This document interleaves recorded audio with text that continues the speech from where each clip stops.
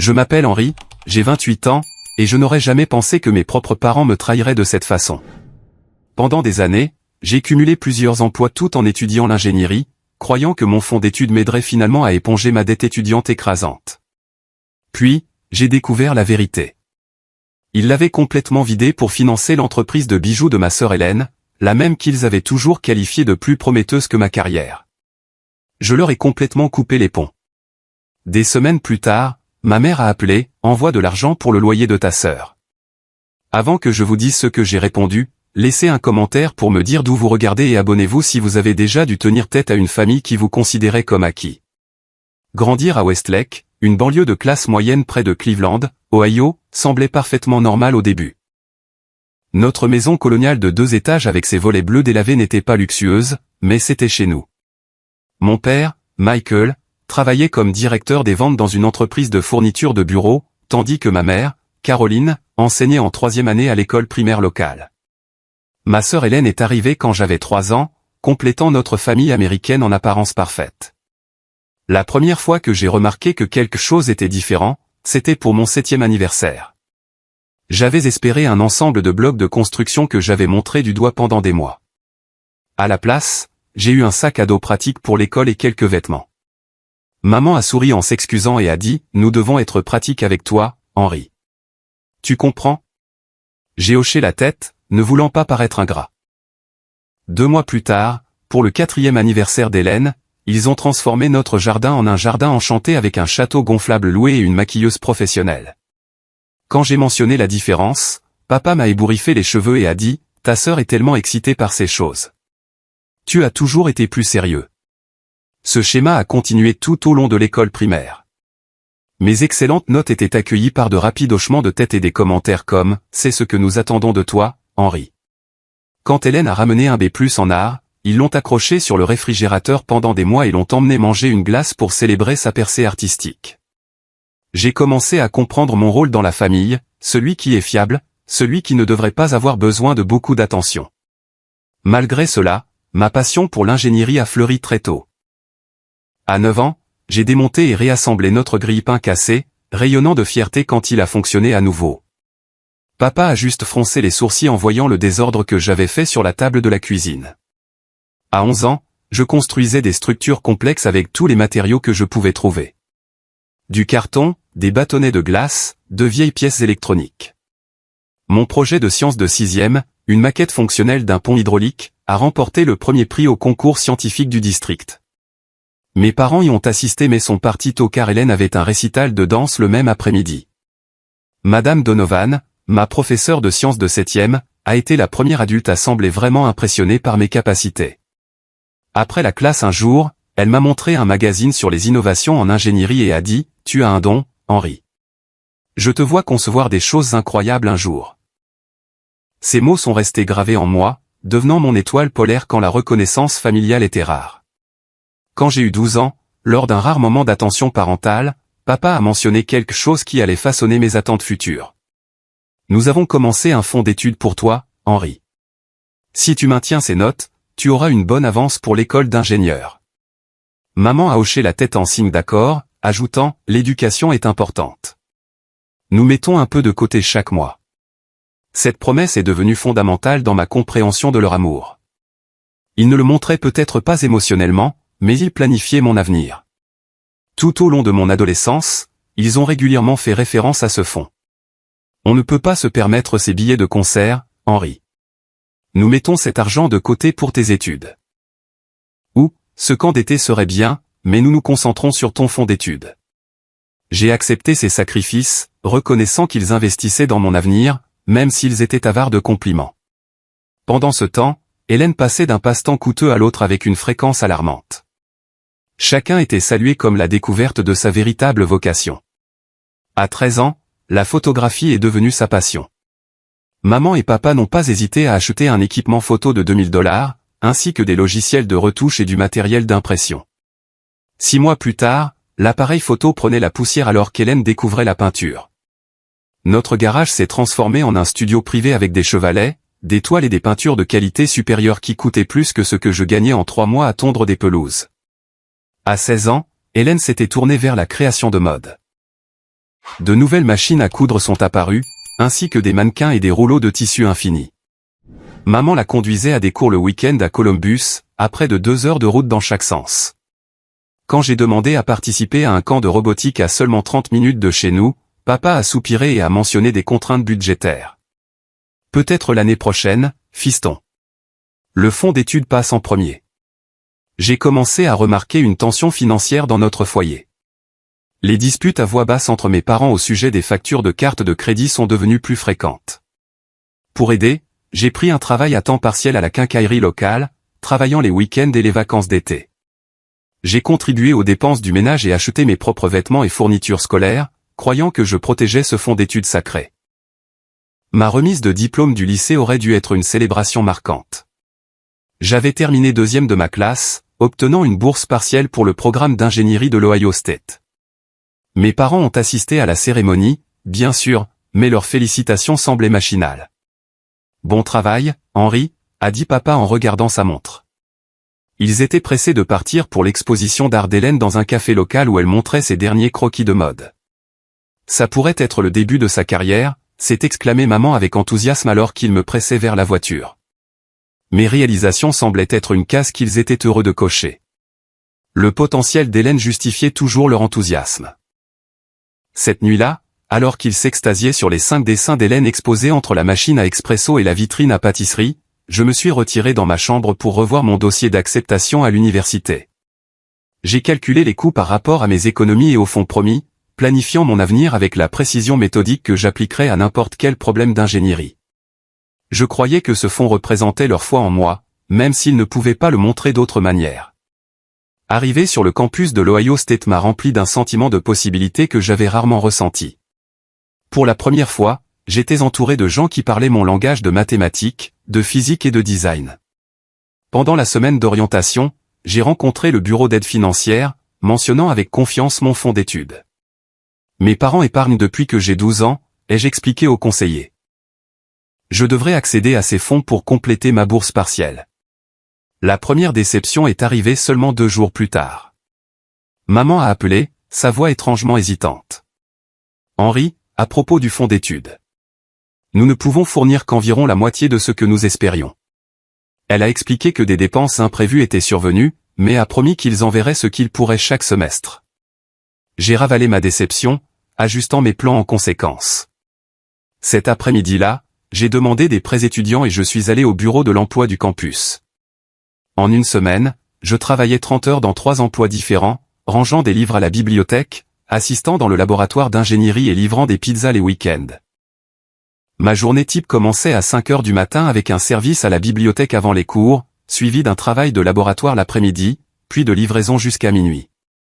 J'étudiais entre les livraisons, gardant des manuels dans ma voiture et révisant des formules au feu rouge. Le sommeil est devenu un luxe que je ne pouvais pas me permettre. La plupart des nuits, je dormais 4 ou 5 heures avant que mon réveil ne sonne, signalant une autre journée marathon. Mon colocataire Jeff, dont les parents couvraient toutes ses dépenses, observait mon emploi du temps avec un mélange d'admiration et d'inquiétude.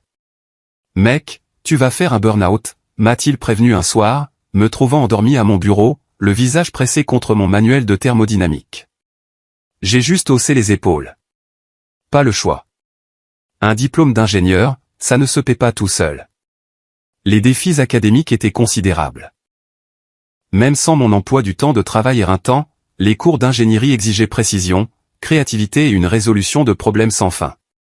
Les projets de groupe ont souffert car je ne pouvais pas assister aux réunions du soir, ce qui m'obligeait à compléter mes parties indépendamment pendant la nuit. Mes notes sont restées solides, mais pas spectaculaires, des A et des B+, là où j'aurais pu obtenir des A partout avec plus de temps pour étudier. La vie sociale est devenue un luxe inabordable. Quand des camarades de classe m'invitaient à des matchs de football ou à des groupes d'études dans des cafés, je calculais le coût en heures travaillées et en dollars gagnés. Presque toujours, je déclinais. Les événements de réseautage, cruciaux pour les étudiants en ingénierie cherchant des stages, entraient en conflit avec des services de livraison que je ne pouvais pas me permettre de manquer. J'ai regardé de loin mes pairs tisser des liens qui se traduiraient plus tard par des offres d'emploi. Pendant mes premières vacances de Thanksgiving, j'ai conduit les 3 heures pour rentrer chez moi, impatient de quelques jours de repos. Au moment où j'ai franchi la porte, la voix animée d'Hélène dominait la maison.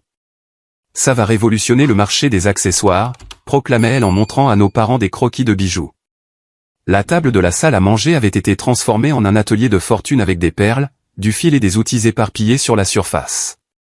Hélène a lancé une entreprise de bijoux sur mesure, a expliqué maman, le visage rayonnant de fierté. Elle a déjà vendu 3 pièces à ses anciens professeurs de lycée.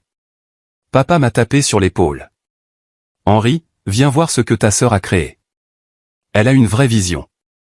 J'ai posé mon sac de linge. J'avais ramené des vêtements à la maison pour économiser sur les frais de laverie et j'ai examiné le travail d'Hélène. Les pièces étaient assez jolies, bien que similaires à des articles que j'avais vus dans des kiosques de centre commercial. Ça a l'air bien, ai-je offert, essayant sincèrement d'être encourageant. Pas seulement bien, a corrigé papa. C'est spécial. Elle discute déjà avec une boutique à Columbus pour distribuer sa ligne. Pendant toutes les vacances, l'entreprise d'Hélène a dominé chaque conversation. De nouveaux équipements apparaissaient quotidiennement. Un four à bijoux spécialisé, des outils de travail des métaux de première qualité, des matériaux d'emballage avec des logos imprimés sur mesure. Quand j'ai demandé le coût, maman a agité la main d'un air dédaigneux. Il faut dépenser de l'argent pour en gagner. C'est un investissement dans l'avenir d'Hélène. J'ai ravalé la question évidente. Et l'investissement dans mon avenir? Et le fonds d'études qui avait soudainement diminué. À mon retour sur le campus, notre communication est devenue de plus en plus distante. Mes appels à la maison allaient à la messagerie vocale. Les rappels étaient brefs, maman ou papa disant souvent qu'ils allaient aider Hélène à un salon d'artisanat ou à une réunion de boutique. Leurs questions sur mes études sont devenues machinales, leur intérêt semblant épuisé après avoir demandé si j'allais toujours bien. Le schéma s'est poursuivi pendant ma 2e et ma 3e année. Chaque visite de vacances révélait de nouvelles expansions de l'entreprise de bijoux d'Hélène, une pièce dédiée dans la maison convertie en studio, un site web professionnel, des cartes de visite brillantes. Pendant ce temps, chaque semestre apportait de nouvelles notifications sur l'augmentation du solde de mes prêts étudiants. Pendant les vacances d'hiver de ma 3e année, une réunion de famille particulièrement douloureuse a tout cristallisé. Nous avons reçu de la famille élargie pour le dîner et la conversation tournait entièrement autour des entreprises créatives d'Hélène. Mon cousin m'a interrogé sur mes études d'ingénierie, mais papa m'a interrompu avant que je puisse répondre. Henri s'en sort bien avec ses études, a-t-il dit d'un ton dédaigneux. Mais vous devriez voir la nouvelle collection d'Hélène. Elle incorpore des pierres semi-précieuses maintenant. Plus tard, en aidant maman à faire la vaisselle, j'ai entendu papa parler à mon oncle dans le salon. L'ingénierie, c'est juste un travail, a-t-il dit, ne réalisant pas que je pouvais l'entendre. Hélène a un vrai potentiel. Elle pourrait construire quelque chose de spécial, quelque chose avec son nom dessus. Henri ne fait que suivre un chemin conventionnel. J'ai failli laisser tomber l'assiette que je séchais. Toutes ces années de travail acharné, l'emploi du temps écrasant, les sacrifices, réduits à un simple chemin conventionnel. Cette nuit-là, j'étais allongé, éveillé, dans ma chambre d'enfant, fixant le plafond, me demandant si quelque chose que j'accomplirais serait un jour à la hauteur à leurs yeux.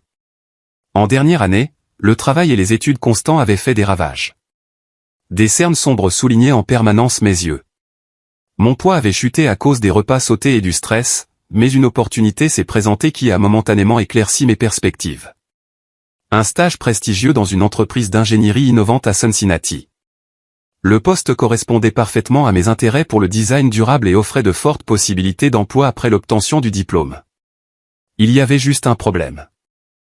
Le stage ne payait qu'une petite allocation, insuffisante pour couvrir mes dépenses de base pendant que je continuais mes cours. Je devrais réduire mes heures de travail, créant un déficit financier. À contre-cœur, j'ai appelé mes parents. Je ne demanderai pas si ce n'était pas important, ai-je expliqué, décrivant les avantages professionnels de l'opportunité. J'ai juste besoin d'un peu d'aide pour un semestre, peut-être du fonds d'études. La longue pause qui a suivi aurait dû me préparer à la réponse. Nous n'avons tout simplement pas ça en ce moment, Henri, a finalement dit maman. L'entreprise d'Hélène est à un stade de croissance critique. Peut-être essayer un autre prêt étudiant. J'ai décliné le stage, acceptant à la place un poste dans une usine de fabrication locale qui payait mieux mais offrait peu en termes d'avancement de carrière. Le monde de l'ingénierie valorise ses premières connexions prestigieuses, et je savais que je sacrifiais des opportunités futures pour une survie financière immédiate, un autre compromis dans une longue lignée. Le jour de la remise des diplômes est arrivé avec un étrange mélange de fierté et d'épuisement. 4 années de travail acharné m'avaient valu un baccalauréat en sciences de l'ingénierie mécanique. La cérémonie était prévue à 10 h du matin, et j'avais demandé à ma famille d'arriver à 9 h pour que nous puissions prendre des photos avant que je doive m'aligner avec ma classe. À 9 h 45, j'étais seul devant l'auditorium, vérifiant continuellement mon téléphone. Finalement, un SMS de maman, en retard. Hélène devait se préparer pour le marché artisanal de demain. Garde-nous des places.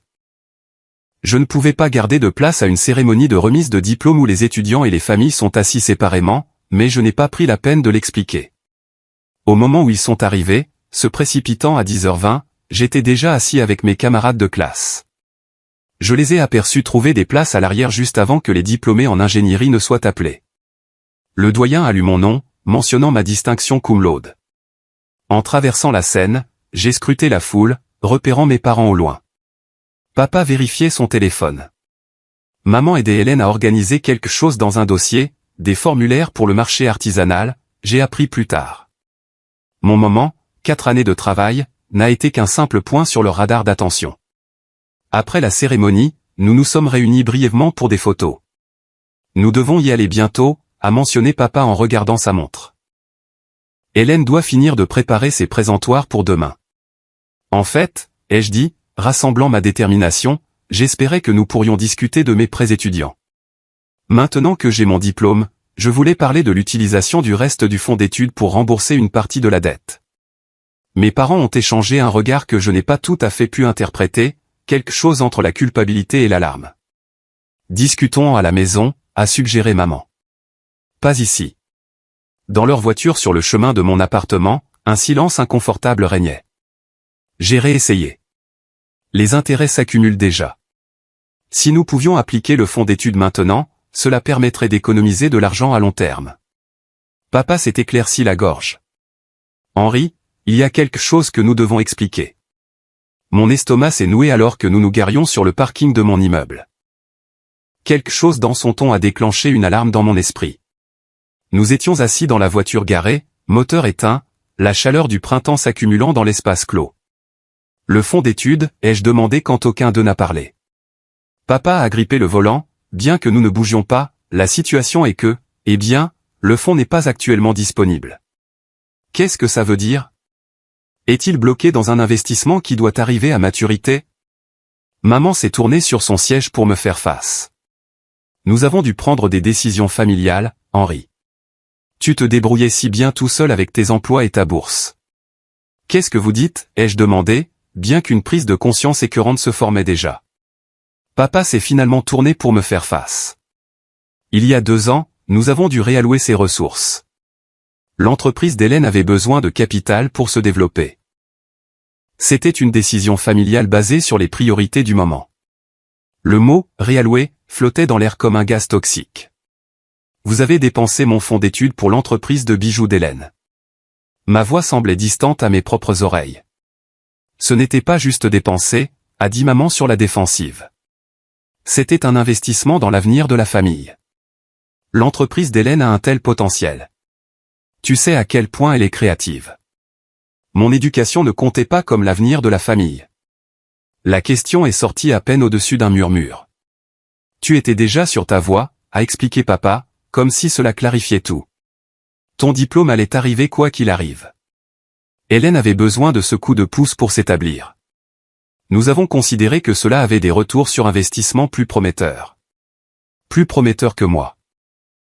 Les mots n'ont pas été prononcés, mais ils auraient tout aussi bien pu être peints sur un panneau d'affichage. Combien, ai-je réussi à demander? Combien y avait-il dans ce fonds avant que vous ne le réallouiez? Un autre échange de regards inconfortables. Environ 47 000 $, a finalement admis papa. Nous épargnons depuis que tu as 12 ans. Le chiffre m'a frappé comme un coup physique. 47 000 $. Presque exactement le montant de la dette de prêt étudiant que je portais maintenant. La dette qui me suivrait pendant des années, limitant mes options de logement, retardant tout espoir de constituer ma propre épargne, pesant sur chaque décision financière. Quand aviez-vous prévu de me le dire, ai-je demandé, ma voix tremblant malgré mes efforts pour la contrôler. Nous pensions que ce ne serait peut-être pas nécessaire, a dit maman. Tu gérais tout si bien.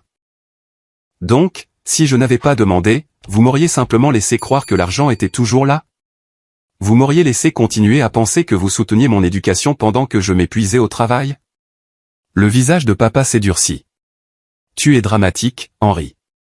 Nous t'avons soutenu de bien des manières. Nous sommes fiers de ce que tu as accompli. Fiers? Vous m'avez à peine regardé recevoir mon diplôme aujourd'hui. C'est injuste, a protesté maman. Nous étions là. Nous avons toujours été là. Être physiquement présent n'est pas la même chose qu'être là, ai-je rétorqué. Vous avez été les parents d'Hélène, pas les miens, depuis des années. La portière de la voiture s'est soudainement ouverte de l'extérieur. Hélène se tenait là, l'air confus. Qu'est-ce qui prend si longtemps? Je dois rentrer à la maison pour finir de fixer les prix de ma nouvelle collection. Le timing était si absurdement parfait que j'ai ri, un son dur et brisé qui les a tous les trois fait sursauter. Savais-tu? Lui ai-je demandé directement. Savais-tu d'où venait tout cet équipement? Le site web, les supports marketing, les fournitures? L'expression d'Hélène est passée de la confusion à la surprise, puis rapidement à la défensive. Ils ont dit qu'ils investissaient dans mon entreprise. Il n'y a rien de mal à ce que des parents soutiennent les rêves de leurs enfants. Ils n'investissaient pas de nouvel argent, ai-je expliqué froidement. Ils utilisaient le fonds d'études qu'ils m'avaient promis. L'argent qui était censé m'empêcher de terminer mes études avec une dette écrasante. Je ne savais pas que c'était spécifiquement ton argent d'études, a-t-elle balbutié en cherchant la confirmation de nos parents. Mais honnêtement, Henri, les carrières artistiques sont beaucoup plus difficiles à établir que l'ingénierie. Tu gagneras un salaire à 6 chiffres tout de suite. Moi, je construis quelque chose à partir de rien. 6 chiffres, ai-je répété avec incrédulité. Je commence à 42 000 $ avec plus de 47 000 $ de dette parce que j'ai dû travailler au lieu de prendre des stages propices à l'avancement de carrière, parce que chaque décision que j'ai prise était contrainte par la nécessité de subvenir à mes besoins alors que je pensais que mon argent était épargné. Tu pourrais toujours travailler pour Hélène un jour, a suggéré papa comme s'il offrait une solution, une fois que l'entreprise décollera vraiment. Gardez tout ça en famille. Ce fut le moment où quelque chose s'est brisé en moi. Le dernier fil d'espoir qu'ils puissent reconnaître l'ampleur de leur trahison. Je suis sorti de la voiture, récupérant ma toge et ma toque de diplômé du coffre. J'ai besoin que vous partiez tous, ai-je dit doucement. Je ne peux pas faire ça maintenant. Henri, ne sois pas comme ça le jour de ta remise de diplôme, a plaidé maman. Mon jour de remise de diplôme est déjà gâché, ai-je répondu. S'il vous plaît, partez. Je suis retourné à mon appartement sans me retourner, entendant leur voiture démarrer et s'éloigner. À l'intérieur de mon petit T1, entouré de manuels d'ingénierie et de meubles d'occasion que j'avais rassemblés, j'ai finalement laissé les larmes couler. Cette nuit-là, je n'ai pas dormi dans mon lit. Je suis resté assis sur mon balcon jusqu'à l'aube, regardant les étoiles et me demandant comment les personnes qui étaient censées m'aimer le plus avaient pu rejeter mon avenir si complètement. Les semaines qui ont suivi la remise des diplômes se sont déroulées dans un brouillard de trahison et d'incrédulité. J'ai commencé mon nouveau poste d'ingénieur chez Midwest Dynamics, une entreprise de fabrication de taille moyenne qui m'avait offert un premier rôle dans son département de conception. Mes collègues ont remarqué ma distraction mais l'ont attribué à l'adaptation à un nouvel emploi. À l'intérieur, je m'effondrais. Après 2 semaines d'insomnie et de crise d'angoisse, j'ai utilisé ma nouvelle assurance maladie pour trouver un thérapeute. Le docteur Abrams, une femme calme aux cheveux grisonnants et aux yeux pénétrants, a écouté mon histoire sans interruption. Ce que vous décrivez est une profonde rupture de confiance, a-t-elle dit quand j'ai eu fini. Votre réaction, la blessure, la colère, le sentiment d'inutilité, ce sont toutes des réponses normales à un traitement anormal. Pendant nos séances, j'ai calculé l'impact financier réel de la décision de mes parents. Les 47 000 $, s'ils avaient été appliqués à mes prêts immédiatement après l'obtention de mon diplôme, auraient permis d'économiser environ 21 000 $ d'intérêt sur la période de remboursement standard de 10 ans. Au-delà de l'argent, les coûts d'opportunité étaient incalculables. Des stages prestigieux refusés, des événements de réseautage manqués, des projets de recherche abandonnés en raison de conflits de travail. Mon téléphone s'est rempli de messages vocaux et de SMS de mes parents. Leurs approches allaient des justifications défensives, nous avons fait ce qui semblait juste à l'époque, à la minimisation de mes sentiments, tu réagis de manière excessive, en passant par la culpabilisation, après tout ce que nous avons fait pour toi. Pas une seule fois ils n'ont reconnu l'ampleur de leur trahison ni offert une quelconque forme de restitution. 3 semaines après la remise des diplômes, j'ai accepté un dîner tendu dans un lieu neutre, un restaurant à mi-chemin entre mon appartement et leur maison. La conversation s'est rapidement détériorée. Nous comprenons que tu sois contrarié, a commencé maman. Mais la famille, c'est savoir surmonter les désaccords. Ce n'est pas un désaccord, ai-je corrigé. Vous avez pris quelque chose qui m'était promis et vous l'avez donné à Hélène. C'est du vol.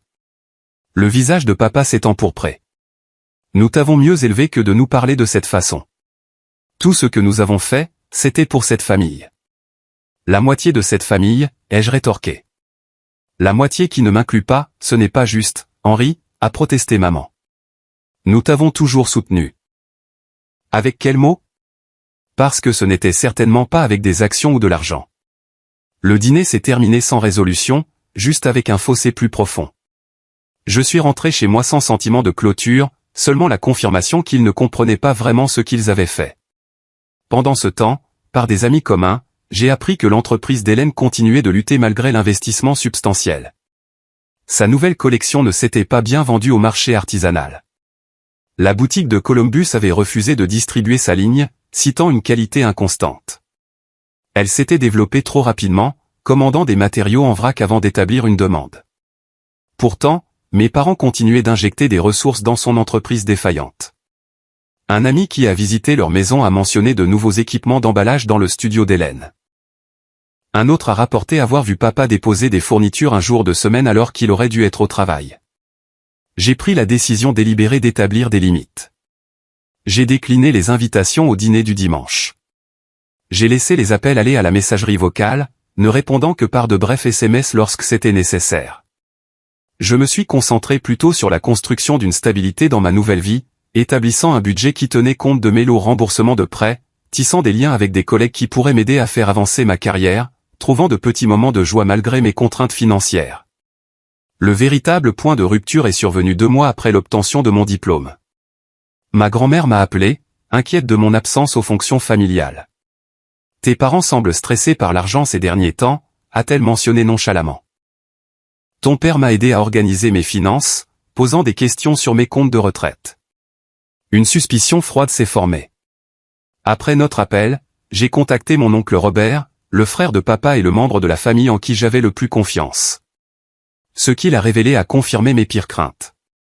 Ils ont pris une 2e hypothèque sur la maison l'année dernière, m'a-t-il dit à contre-cœur. Et ils ont emprunté sur la retraite de ta grand-mère.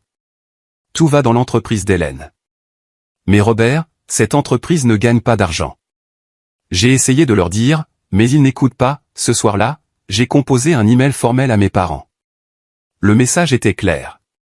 Je n'offrirai aucun soutien financier à eux ou à Hélène, ni maintenant ni à l'avenir. Leurs décisions financières étaient les leurs, mais ils ne pouvaient pas s'attendre à ce que je les sauve des conséquences. En quelques heures, Hélène a appelé, furieuse. Comment peux-tu abandonner la famille comme ça?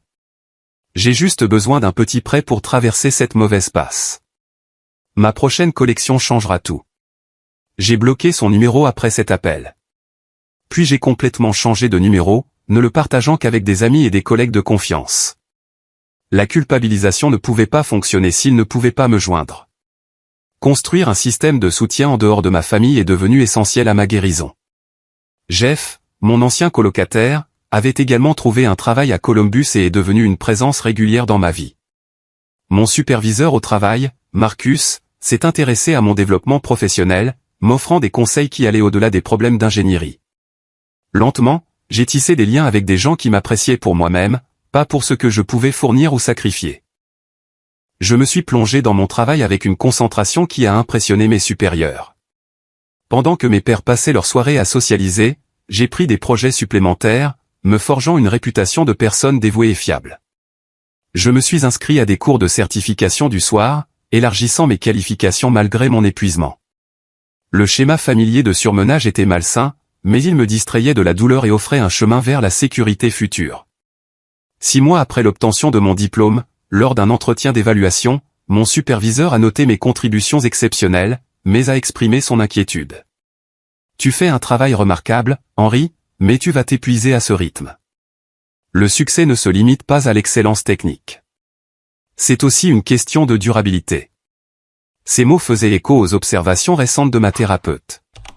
Tous deux avaient raison. Je remplaçais une forme d'autodestruction par une autre. L'enfant qui avait lutté pour l'approbation parentale était devenu un homme luttant pour la validation professionnelle avec la même intensité désespérée. Cette prise de conscience a provoqué un changement dans mon approche. Non pas travailler moins, mais travailler plus intentionnellement, créant un espace pour la récupération et la réflexion. Pour la première fois de ma vie, j'ai commencé à mesurer ma valeur selon mes propres normes, pas selon la reconnaissance ou l'approbation de quelqu'un d'autre. C'était un début fragile, facilement ébranlé par des moments de doute. Mais c'était néanmoins une croissance. 8 mois après l'obtention de mon diplôme, des nouvelles m'ont atteint par l'intermédiaire de Sarah, une amie commune du lycée. Elle avait visité un marché artisanal local où Hélène avait un stand. C'était un peu triste, Henri, a-t-elle rapporté autour d'un café. Elle bradait pratiquement ses affaires, a mentionné qu'elle fermait son espace studio. Il y avait des panneaux où tout doit disparaître partout. Malgré tout, une pointe de sympathie a fait surface. Les rêves d'Hélène s'effondraient. Et malgré le favoritisme, elle était toujours ma sœur. La personne qui avait partagé mon enfance, qui m'avait fait des cartes d'anniversaire avec des paillettes qui se mettaient partout, qui s'était glissée dans mon lit pendant les orages quand nous étions petits. Sarah a continué à fournir des détails que je n'avais pas demandés, mais que je ne pouvais m'empêcher d'absorber. Elle a des dettes auprès de fournisseurs, apparemment. Je l'ai entendu parler à un autre vendeur de plans de paiement pour des matériaux qu'elle avait déjà utilisés. 2 semaines plus tard, mon cousin Michael a appelé. Nous étions restés en contact malgré ma rupture avec la famille immédiate. Je pensais que tu devrais savoir, a-t-il dit maladroitement. Oncle Michael a pris un 2e emploi de nuit à l'entrepôt. Tante Caroline fait des remplacements pendant ses vacances d'été au lieu de prendre du temps libre comme d'habitude. L'information m'a pesé lourdement. La situation financière de mes parents se détériorait comme je l'avais prédit. Les conséquences de leur choix se manifestaient exactement comme je l'avais prévenu. Il n'y avait aucune satisfaction à avoir raison, seulement une douleur creuse. Mon premier contact indirect est venu lorsque ma tante Linda a appelé, soi-disant pour savoir comment j'allais dans mon nouvel emploi. Après quelques minutes de banalité, son véritable objectif est apparu. Tes parents sont trop fiers pour dire quoi que ce soit, a-t-elle commencé avec précaution. Mais ils traversent une mauvaise passe. Ton père s'épuise au travail avec ce 2e emploi. Ta mère semble déprimée. Je suis désolé d'entendre ça, ai-je répondu d'un ton neutre. Ils ont fait des erreurs, Henri. Les parents font ça. Parfois, toutes les erreurs n'impliquent pas de prendre 47 000 $ promis à un enfant pour les donner à un autre. Elle a soupiré. Ils voient les choses différemment. Mais quoi qu'il en soit, ils ont des difficultés. Tu réussis bien dans ta carrière maintenant. Peut-être que tu pourrais aider un peu, juste jusqu'à ce qu'ils se remettent sur pied. Je rembourse les prêts étudiants que je n'aurais pas eu s'ils avaient tenu leurs promesses, lui ai-je rappelé. C'est plus de 600 $ chaque mois qui pourraient aller vers mon propre avenir. La conversation s'est terminée de manière inconfortable, aucun de nous n'étant satisfait. Après avoir raccroché, j'ai consulté les réseaux sociaux pour la première fois depuis des mois. Les comptes de mes parents donnaient des aperçus de leur situation. Hélène avait publié des offres promotionnelles désespérées, 50% de réduction sur tout, soutenez les artistes locaux. Maman avait partagé des citations passives-agressives sur la loyauté familiale et le soutien mutuel dans les moments difficiles, clairement destinées à moi, bien que je ne sois pas mentionné par mon nom. Des amis avaient commenté avec des émojis de cœur et des expressions vagues de soutien, ne connaissant pas toute l'histoire. Un ami commun a confirmé ce que je soupçonnais. Hélène était retournée vivre chez nos parents, incapable de payer son appartement plus longtemps. Selon cet ami, elle était tombée en dépression, passant des jours au lit et blâmant le marché injuste et l'incapacité des gens à apprécier les articles faits à la main pour l'échec de son entreprise. Elle n'avait pas cherché d'emploi régulier, s'accrochant toujours à l'identité d'entrepreneur et d'artiste. L'information a déclenché des émotions contradictoires. Une partie de moi se sentait justifiée. L'enfant en or faisait enfin face à la réalité. Une autre partie ressentait une tristesse sincère pour ma sœur, piégée dans un cycle créé en partie par le comportement permissif de nos parents. Le plus complexe était mon inquiétude pour mes parents eux-mêmes. Malgré tout, je ne voulais pas qu'ils souffrent ou qu'ils travaillent jusqu'à une crise de santé. Après avoir consulté le docteur Abrams, j'ai rédigé un email proposant une réconciliation conditionnelle. J'aiderais mes parents à créer un plan de redressement financier s'ils reconnaissaient leur détournement de mon fonds d'études et acceptaient de cesser de soutenir financièrement l'entreprise infructueuse d'Hélène. L'aide que j'offrais n'était pas de l'argent. C'était une aide à la planification financière, en tirant parti des compétences budgétaires que j'avais développées par nécessité. Leur réponse est arrivée 3 jours plus tard, d'une prévisibilité décevante. Ils appréciaient mon inquiétude mais estimaient que j'étais contrôlant en attachant des conditions à mon aide. Ils ne pouvaient pas abandonner Hélène alors qu'elle était si proche de redresser la barre. L'email se terminait par l'espoir que je trouverais dans mon cœur la force d'aider sans jugement. La goutte d'eau qui a fait déborder le vase est arrivée lorsque Michael, mon cousin, m'a envoyé un SMS avec une photo en pièces jointes. Elle montrait un tableau blanc dans la cuisine de mes parents avec le titre « Nouveau plan d'affaires, boutique en ligne d'Hélène ». En dessous se trouvait un budget qui incluait une ligne « Capital de démarrage, produit de la vente de la voiture ». Il parle de vendre la voiture de ta mère pour financer la boutique en ligne d'Hélène, a expliqué Michael. Je pensais que tu devais savoir. Le cycle continuait. Il n'avait rien appris de l'échec précédent. La définition de la folie est de faire la même chose à plusieurs reprises en s'attendant à des résultats différents. Mes parents se lançaient dans une nouvelle série d'autodestruction financière, et ils voulaient m'y entraîner.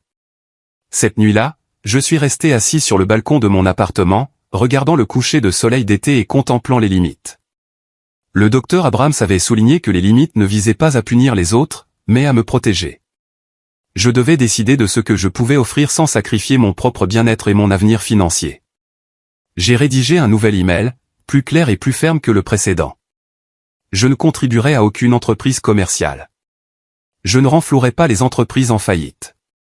Je ne cautionnerai pas le schéma qui avait déjà causé tant de dégâts. Cependant, je restais ouvert à la reconstruction de relations personnelles s'il pouvait respecter ses limites. Je n'ai jamais reçu de réponse directe à cet email. Au lieu de cela, une semaine de silence a suivi, rompu seulement lorsque mon téléphone a sonné avec le nouveau numéro de ma mère, un que je n'avais pas bloqué parce que je ne l'avais jamais vu auparavant. Le téléphone a vibré sur ma table basse, affichant un numéro que je ne reconnaissais pas, mais avec l'indicatif régional de notre ville natale. Quelque chose m'a dit de qui il pouvait s'agir. Après 4 sonneries, j'ai répondu avec prudence. Allô? Henri. C'est maman. Sa voix semblait fatiguée, mais avait ce ton familier, celui qu'elle utilisait quand elle avait besoin de quelque chose. J'espère que tu vas bien. Ça va, ai-je répondu, en gardant ma réponse neutre. Comment as-tu eu ce numéro? Ta grand-mère me l'a donné. Elle s'inquiétait de la rupture familiale. Une brève pause. Tu nous manques au dîner du dimanche. La conversation banale s'est poursuivie maladroitement pendant quelques minutes. Des commentaires sur le temps, une question sur mon travail qui n'a pas attendu une réponse complète avant de passer à autre chose. Je pouvais la sentir se diriger vers quelque chose, rassemblant son courage pour le véritable but de son appel. Henri, a-t-elle finalement dit, sa voix prenant un ton plus urgent. J'appelle parce que nous avons un problème. Le propriétaire d'Hélène la menace d'expulsion. Elle doit payer son loyer en retard d'ici la fin de la semaine où elle perdra son appartement. Je pensais qu'elle était retournée vivre à la maison, ai-je dit, confus. Elle l'a fait, mais elle est toujours responsable de son bail d'appartement pour encore 3 mois. Elle ne peut pas le résilier sans payer le montant total. Et nous avons fait tout ce que nous pouvions. Ton père fait des doubles journées. J'ai pris des remplacements supplémentaires. Nous avons déjà emprunté à tous ceux qui étaient prêts à aider. Sa voix s'est légèrement brisée. Nous avons besoin de 4 000 $ d'ici vendredi où elle perdra aussi sa caution. La franchise était presque rafraîchissante après des mois de manipulation et de culpabilisation. Donc, tu me demandes d'envoyer de l'argent pour le loyer d'Hélène? Juste cette fois, a-t-elle plaidé. Juste pour l'aider à traverser cette mauvaise passe jusqu'à ce que la boutique en ligne soit lancée. J'ai pris une profonde inspiration, me recentrant avant de répondre. Maman, qu'est-il arrivé à mon fonds d'études? La question l'a clairement prise au dépourvu. Quoi, Henri? Il ne s'agit pas de ça. C'est une situation d'urgence. C'est directement lié, ai-je insisté calmement. Qu'est-il arrivé aux 47 000 $ qui devaient m'aider à obtenir mon diplôme sans une dette écrasante? Nous avons déjà parlé de ça, a-t-elle dit, la frustration perçant dans sa voix. Nous avons pris une décision familiale en fonction des circonstances de l'époque. Non, toi et papa avez pris une décision. Hélène en a bénéficié. Je n'ai jamais été consulté, bien que je sois celui qui a été le plus touché. J'ai gardé un ton égal. Maintenant, je prends une décision en fonction de mes circonstances. Pourquoi Hélène ne travaille-t-elle pas à des emplois réguliers comme je l'ai fait pendant mes études? C'est une artiste, Henri. Elle ne peut pas prendre n'importe quel travail. Elle a besoin de temps pour créer. J'ai travaillé 30 heures par semaine tout en terminant un diplôme d'ingénieur, lui ai-je rappelé. Ça m'a presque brisé, mais je l'ai fait parce que je le devais. Pourquoi est-elle différente? Ne sois pas ridicule. C'est totalement différent. Comment? Explique-moi en quoi c'est différent. La voix de maman s'est élevée. Tu es délibérément difficile. Ta sœur a besoin d'aide. Et j'avais besoin d'aide pendant 4 ans, ai-je rétorqué. Où était cette urgence alors? J'ai entendu du mouvement à son bout de la ligne. Puis la voix de papa est venue au téléphone. Henri, ce n'est pas le moment de ressasser de vieilles rancœurs. Hélène risque de se retrouver à la rue. En tant que son frère, tu as une responsabilité. Ma responsabilité a été épuisée quand vous avez pris mon fonds d'études, ai-je répondu. Avez-vous calculé les intérêts de mes prêts étudiants lorsque vous avez pris votre décision familiale? Je paierai 21 000 $ de plus à cause de ce que vous avez fait. Personne ne t'a dit de prendre ces prêts, la voix de papa avait ce ton défensif familier. Tu aurais pu aller dans un community college ou prendre plus de temps pour terminer ton diplôme. Personne ne m'a dit non plus que l'argent promis pour mes études avait été réalloué. En arrière-plan, j'ai entendu la voix d'Hélène, qui écoutait apparemment en haut-parleur. Dis-lui juste que je le rembourserai quand ma boutique en ligne décollera. Elle avait l'air larmoyante mais pleine de droit. Il a un bon travail. Il peut se le permettre. J'ai un bon travail qui paie 42 000 $ par an, ai-je déclaré platement. Après impôts et remboursement de prêts, il me reste à peine assez pour le loyer et les dépenses de base. Je conduis une voiture de 15 ans qui tombe en panne tous les mois. Je n'ai pas pris de vacances depuis l'université. D'où pensez-vous exactement que ces 4 000 $ viendraient? Tu dois avoir des économies, a suggéré maman. Mon compte d'épargne à 900 $. C'est mon fonds d'urgence pour quand ma voiture rendra finalement l'âme. Les Wilson d'Accent grave côté ont offert d'aider, a ajouté maman, changeant de tactique. Des gens qui ne sont même pas de la famille sont prêts à aider, mais notre propre fils refuse. Cette déclaration a tout clarifié sur leur perspective. Ils considéraient mon refus comme un échec moral plutôt que comme une limite. Ils ne voyaient pas leurs actions comme la rupture de confiance initiale. Dans leur récit, j'étais le méchant, pas la victime. J'ai une contre-proposition, ai-je dit, me surprenant par la clarté qui a soudainement émergé. J'ai calculé que le fonds d'études avec les intérêts m'aurait permis d'économiser 68 000 $ au total. Si vous êtes sérieux au sujet de la reconstruction de notre relation, commencez par un plan de paiement pour restaurer ce qui a été pris. Le silence qui a suivi a été profond. Finalement, papa a parlé, sa voix froide. Je n'arrive pas à croire que tu tiennes les comptes comme ça. Ce n'est pas comme ça que la famille fonctionne. C'est exactement comme ça que vous m'avez appris que la famille fonctionne, ai-je répondu. Vous avez attribué des valeurs différentes à vos enfants. Vous avez investi dans l'un et exploité l'autre. Maintenant, vous voyez les retours sur ces investissements. C'est ridicule, a coupé maman.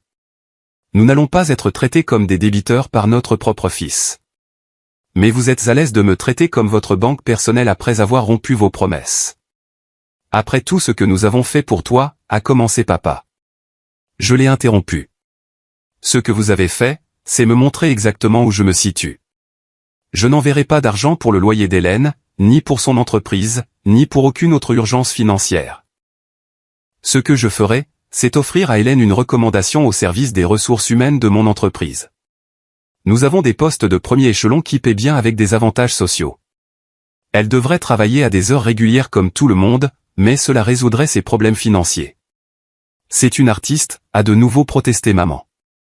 Elle peut être une artiste le soir et le week-end, tout comme j'étais un étudiant tout en travaillant à plein temps. J'ai fait une pause, puis j'ai exposé ma position finale. Ce sont mes conditions.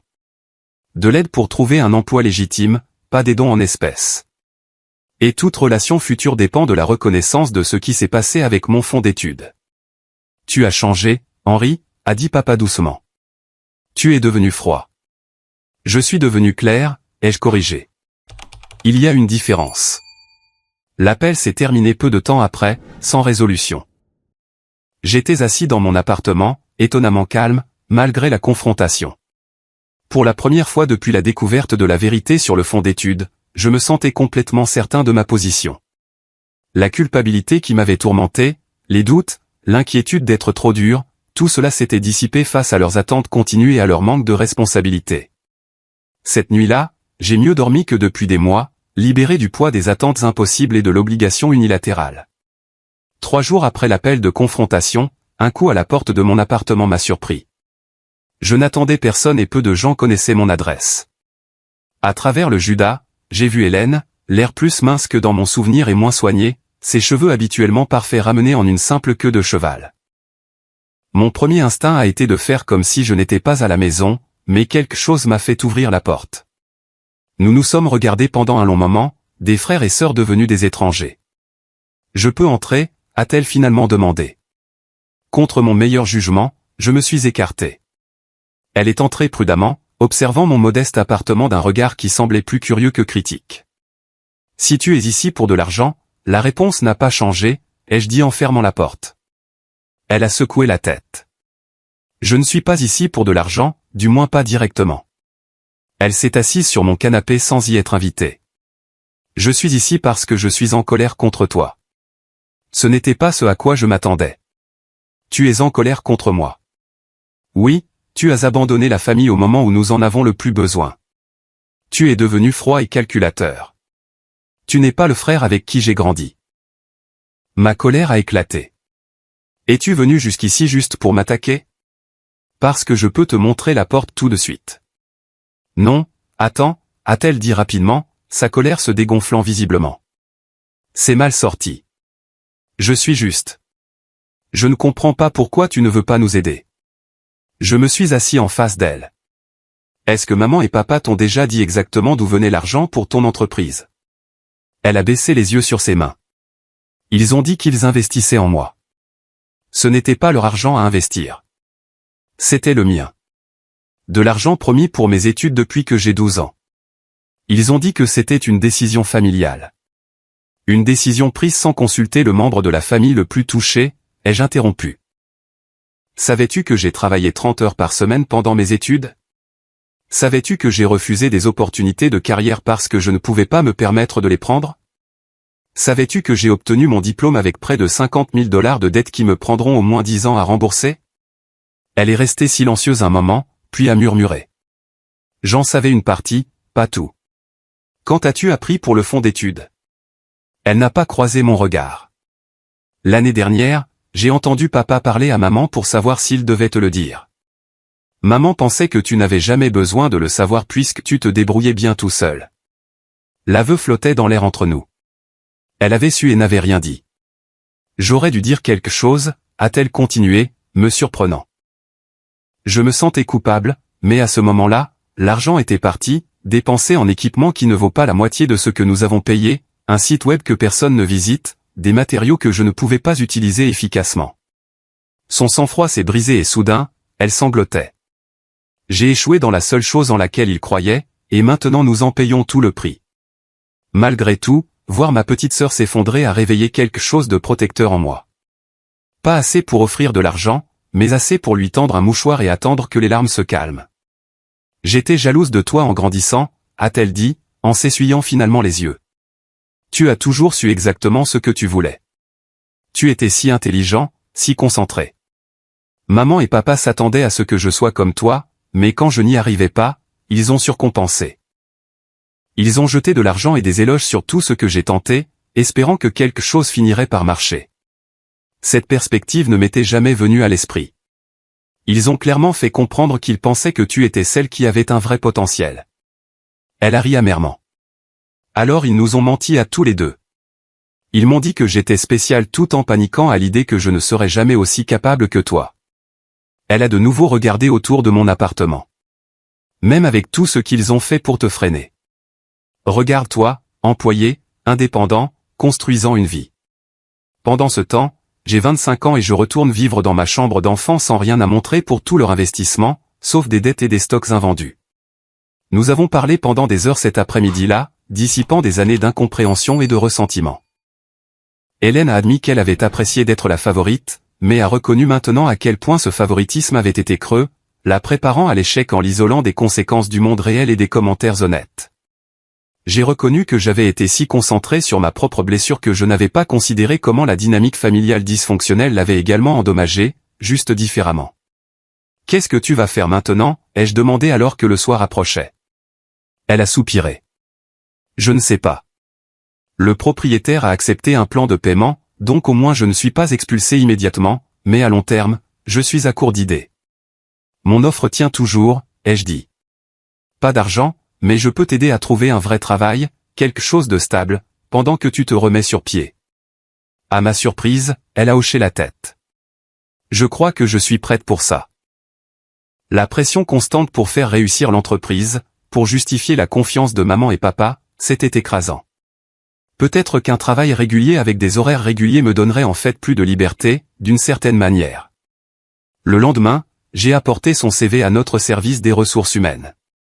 Ils avaient un poste administratif vacant, pas glamour, mais stable avec des avantages sociaux et un potentiel de croissance. Hélène a passé un entretien la semaine suivante et a été embauchée avec effet immédiat. Un mois s'est écoulé avant que je n'aie de nouvelles de mes parents. Mon père a appelé un dimanche après-midi, sa voix manquant de sa confiance habituelle. Hélène dit qu'elle travaille dans ton entreprise maintenant, a-t-il commencé maladroitement. Dans un département différent. Mais oui, elle a l'air mieux, plus concentrée. Il s'est éclairci la gorge. Elle nous a tout raconté de votre conversation, de ce qu'elle ressentait en grandissant, de la pression, du fait de savoir que le fonds d'études avait été utilisé pour son entreprise. Je suis resté silencieux, attendant. J'ai réfléchi à ce que tu as dit sur les intérêts de tes prêts. Sa voix est devenue plus basse. Je ne pense pas que ta mère et moi ayons pleinement compris l'impact de notre décision. Ce n'était pas une reconnaissance complète, mais c'était quelque chose. Ça a affecté tous les aspects de ma vie d'adulte, ai-je dit simplement. Je le vois maintenant. Une longue pause. Je ne peux pas tout rembourser d'un coup. Je ne sais pas si nous pourrons jamais le rembourser entièrement, mais j'aimerais commencer. Serais-tu ouvert à une rencontre pour discuter de la manière dont nous pourrions commencer à réparer les choses ? 2 semaines plus tard, une épaisse enveloppe est arrivée dans ma boîte aux lettres. À l'intérieur se trouvait une lettre manuscrite de ma mère, 6 pages de réflexion, de regrets et de demande de pardon. Elle a écrit sur ses propres insécurités en tant que parent, sur des priorités mal placées, sur la reconnaissance progressive que leur stratégie d'investissement avait nui à leurs 2 enfants de différentes manières. La lettre n'était pas parfaite. Il y avait encore des moments de justification et de minimisation, mais en dessous se trouvait quelque chose que je n'attendais pas, un remords sincère. Dans l'enveloppe se trouvait également un chèque de $2000, pas de quoi changer la vie, mais significatif compte tenu de leur situation financière, et une note promettant des paiements trimestriels similaires jusqu'à ce qu'ils aient fait des progrès significatifs vers la restauration. Le processus de guérison a été lent et imparfait. 6 mois après notre première conversation, Hélène avait été promue au travail et avait emménagé dans son propre appartement, plus modeste qu'auparavant, avec un loyer qu'elle pouvait réellement se permettre. Elle créait toujours des bijoux, mais comme un véritable passe-temps plutôt qu'une tentative désespérée d'identité et d'approbation parentale. La pression retirée, elle a découvert qu'elle appréciait réellement le processus créatif à nouveau. Mes parents ont réduit leur style de vie, faisant enfin face à la réalité financière au lieu de courir après la prochaine percée commerciale. Papa a pris sa retraite de son 2e emploi, se concentrant sur la reconstruction de sa santé après des mois d'épuisement.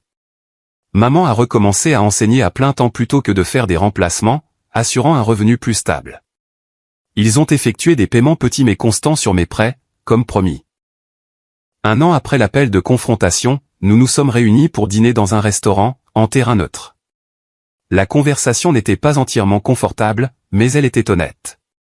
Nous avons discuté des limites, des attentes et du travail continu de reconstruction de la confiance. Mes parents retombaient parfois dans leurs anciens schémas, mais se reprenaient maintenant ou acceptaient une correction douce. Grâce à la thérapie et à la réflexion, j'en suis venu à comprendre que ma valeur n'était pas déterminée par leur validation ou leur approbation. L'enfant qui avait désespérément cherché la reconnaissance par la réussite était devenu un homme qui trouvait satisfaction dans sa propre définition du succès. J'ai appris que le pardon n'exigeait pas l'oubli, que les limites n'étaient pas une punition et que l'amour pouvait coexister avec la responsabilité. Ma relation avec Hélène s'est transformée le plus radicalement. La compétition artificielle fabriquée par nos parents s'est dissoute, nous permettant de découvrir une connexion authentique en tant qu'adultes. Nous n'étions pas les meilleurs amis du monde, mais nous étions des alliés dans la guérison d'un passé dysfonctionnel partagé. La leçon la plus profonde a été que la vraie famille ne repose pas sur un soutien financier inconditionnel ou une obligation. Elle repose sur le respect mutuel, l'honnêteté et le courage de se tenir mutuellement responsables. L'amour qui encourage des schémas nuisibles n'est pas de l'amour du tout, mais de la peur déguisée en générosité.